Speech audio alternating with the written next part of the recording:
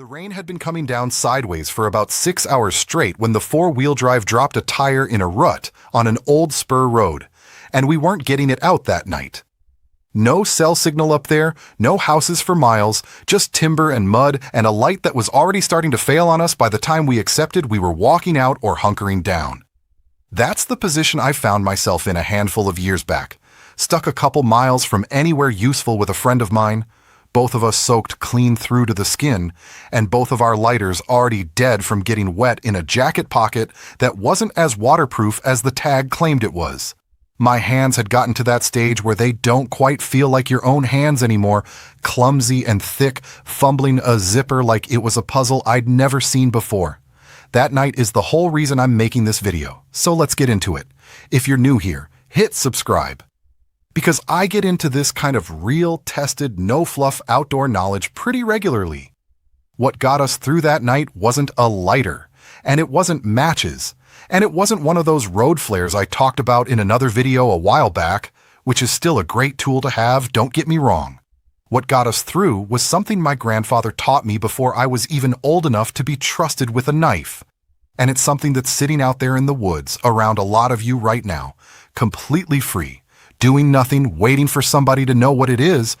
Loggers have called it pitchwood, fat lighter, candlewood, a dozen other names depending on what part of the country your people came from. I'm going to show you what it actually is, why it works when everything else fails, and how my grandfather found it that night without so much as a flashlight. My grandfather, Walt, spent his whole working life logging this part of the country, and he used to say the forest keeps giving you things long after it looks like it's done giving. I should back up here, because that stranded night with the flat tire wasn't actually the first time I saw this trick. It was the second. The first time was years before that, when I was still young enough to be more interested in the mud puddles than anything Grandpa was doing, out on a timber cruise with him that ran long into the evening because he kept finding one more thing he wanted to look at. Weather turned on us that time too, the way it does out here more often than not, and instead of pushing through the dark to get back to the truck, he decided we'd just build a fire and wait out the worst of it right there. So when that same situation came around again decades later with the flat tire, I already half knew what he was about to do before he did it. Once we got the tire situation sorted out enough to know we weren't going anywhere until morning, he didn't reach for a pack or a kit. He walked about 30 feet off the road with his hatchet, found an old stump that had probably been cut sometime before either of us was born, and started knocking at it in a spot that looked, to me at the time, exactly like every other rotten piece of wood on that hillside.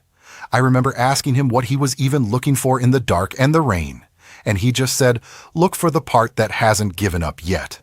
A minute later, he pulled out this dense, almost orange-colored chunk of wood, split it open with the hatchet, and I watched him shave curls off it with his pocket knife right there in the downpour. One spark off an old lighter that barely had anything left in it, and those shavings caught like they'd been doused in fuel, which in a way they had been, just not the kind you buy at a gas station. Here's the actual science behind what he found, because I don't want this to just be a nice story with no explanation attached. When a pine or a fir tree gets cut down or dies or gets wounded somehow, the resin inside that tree doesn't just sit still. It drains down into the stump and the root system and concentrates there, especially in the heartwood, which is the dense inner core of the tree that isn't actively living tissue anymore even on a standing tree.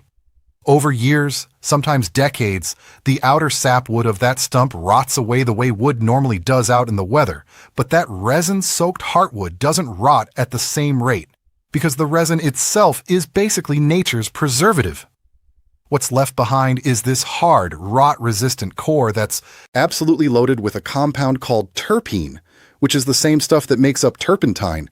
And turpentine, in case you've never smelled a can of it, is not shy about catching fire. That resin doesn't just make the wood flammable, it makes it waterproof from the inside out, which is the part that matters most on a night like the one I just told you about. The water sitting on the outside of that chunk of wood never gets anywhere close to the fuel that's locked up on the inside of it. Not every conifer holds onto its resin the same way either, which is worth knowing if you're trying this somewhere other than right here. Pine tends to be the more generous species overall, sometimes leaking pitch right out through the bark in globs you can see and pick off with your fingers without ever touching a stump. Douglas fir plays it harder to get. It produces what's generally considered the richest, most flammable pitch of the bunch, but it holds it down deep in the heartwood instead of showing it off on the surface, which is exactly why you usually have to go after an old stump or a rotted log to find it, rather than just walking up to a standing tree and pulling some off the bark. That's fitting, in a way. Doug firs always struck me as a stingier tree with its secrets than pine is, which tracks, because everything about working this species has always felt like it makes you earn it. Comment down below where you're watching this from, because I genuinely love to know how many of you have got pine or fir country around you where this would actually work, versus how many of you are somewhere this trick just doesn't apply. Now, before anybody in the comments gets up in arms, I am not telling you to throw away your ferro rod or your lighter. Redundancy is the whole game when it comes to fire. And I carry more than one method myself, same as anybody who's serious about this should. But I do want to push back a little on how some of this survival content gets presented, because a lot of it assumes you're going to be at your sharpest when things go wrong, and that's backwards from how it actually works. Once your body starts losing heat, one of the very first things to go is fine motor control in your hands, well before you'd call yourself in real danger. That's the stage where fumbling with a small lighter wheel or flicking a tiny ferrocerium rod at just the right angle gets a whole lot harder than it looks in a video filmed on a nice dry afternoon. A ferro rod is still a fantastic tool, genuinely, sparks in the wind and the wet, better than almost anything else you can carry, but even the people who sell them will tell you it needs fine dry tinder to actually catch, and fine dry tinder is exactly what's hardest to come by when everything around you has been rained on for 6 hours. That's where pitchwood earns its keep. Shave it fine enough, and it'll take a spark from a ferro rod that's struggling against everything else around it, and once it's lit, it does not want to go back out, wind or no wind, because it's not burning the wood so much as it's burning the resin soaked into the wood. Matches and lighters both run into their own version of the same problem out here, matches getting ruined the second the box gets damp, and lighters struggling when the fuel's cold, or the flint wheel's wet enough that your thumb just slides across it instead of catching. A decent ferro rod will give you thousands of strikes and doesn't care much about being wet itself, but it's still only half the equation. The spark is the easy part. What that spark lands on is what decides whether you've got a fire or just a brief, disappointing flash of light in the rain. I've noticed a pattern too, and I might be reading too much into my own life here. But every one of these videos I make about something my grandfather taught me ends up circling back to the same basic lesson, which is that the fanciest tool in your kit isn't worth much without something to feed it. Doesn't matter if we're talking about a chainsaw needing sharp teeth or a ferro rod needing dry tinder. The tool gets all the attention in the store aisle.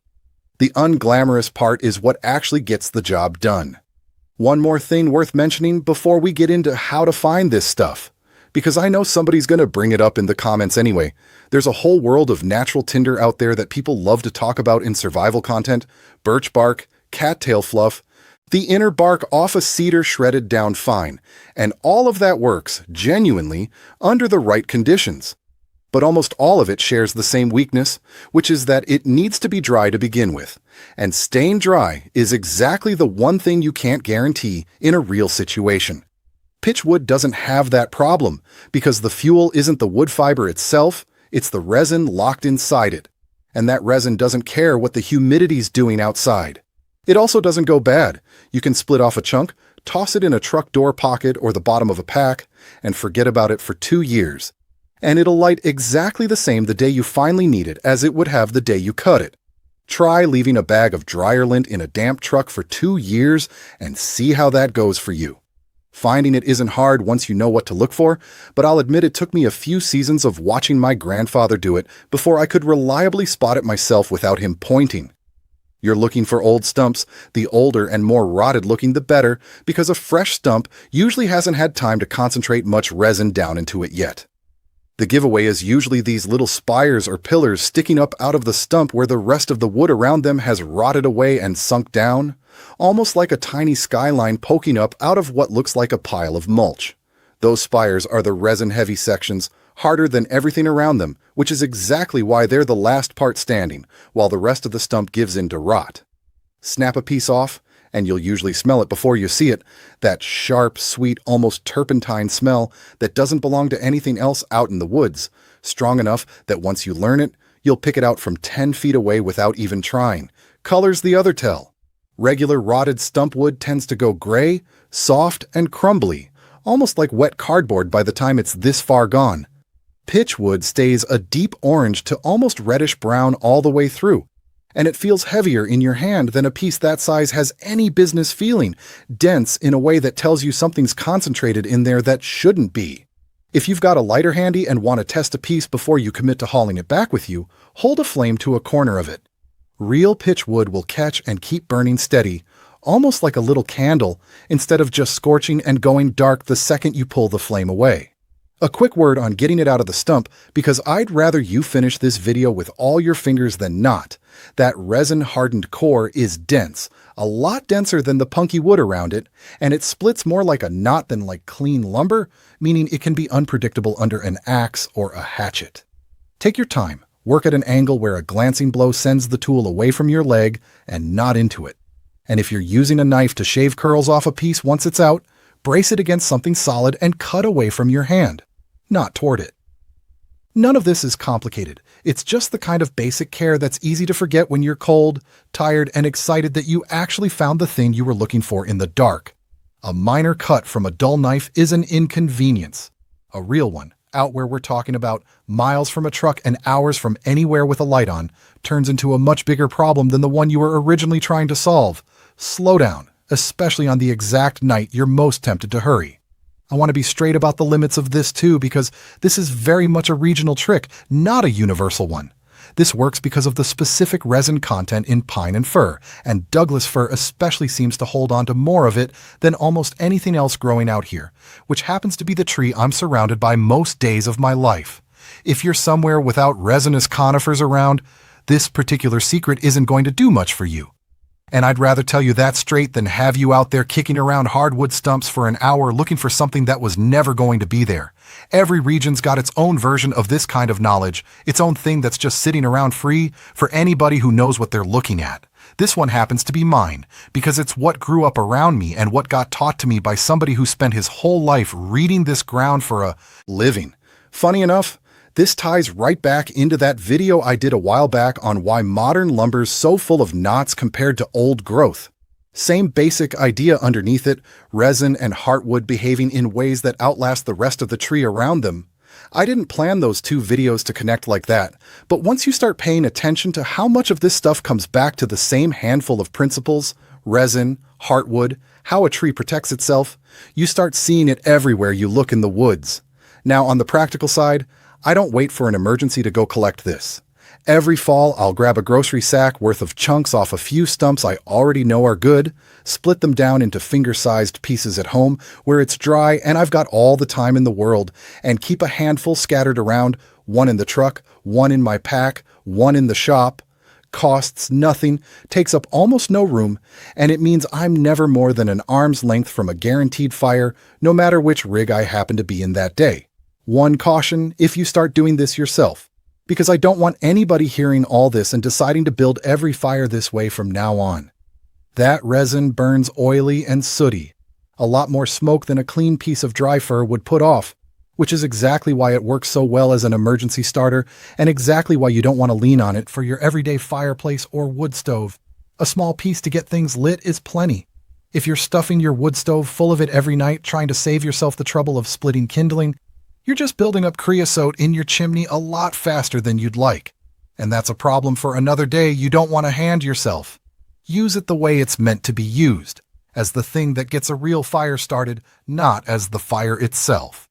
There's something I keep coming back to about the fact that this only exists because a tree got cut down. The living part of that fir has been gone for decades by the time you find pitchwood worth splitting. Whatever stood there, whatever it shaded, whatever birds nested in it, all of that's long since moved on or grown up around the gap it left. But the stump kept working on something the whole time it sat there looking finished, concentrating that resin down into itself year after year, turning into something more useful for a stranded person in the rain than the standing tree ever would have been for that exact purpose. My grandfather used to say, "The woods don't waste much if you know how to look," and I didn't fully understand what he meant by that until I was kneeling in the mud myself, watching a fire catch off a piece of wood that by all rights should have finished rotting into the ground a long time ago instead of saving somebody's night. He's not around to teach anybody else this in person anymore, which is a big part of why I'm putting it on camera instead of just carrying it around in my own head like he did with whatever his own father showed him decades before that. There's a decent chance whoever taught him got it from somebody else standing on this exact same hillside 100 years earlier, back when a stump like the one we used that night would have been a fresh cut instead of a rotted relic.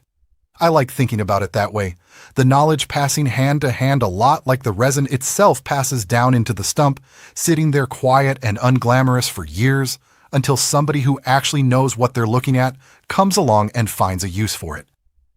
If there's one thing I'd want somebody to walk away from this with, it's not even the trick itself, though I hope you remember it and I hope you never actually need it the way I did that night.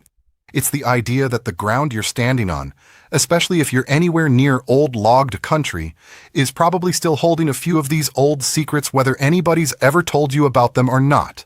Most of it doesn't announce itself. It just sits there looking like rot until somebody stops and takes a second look.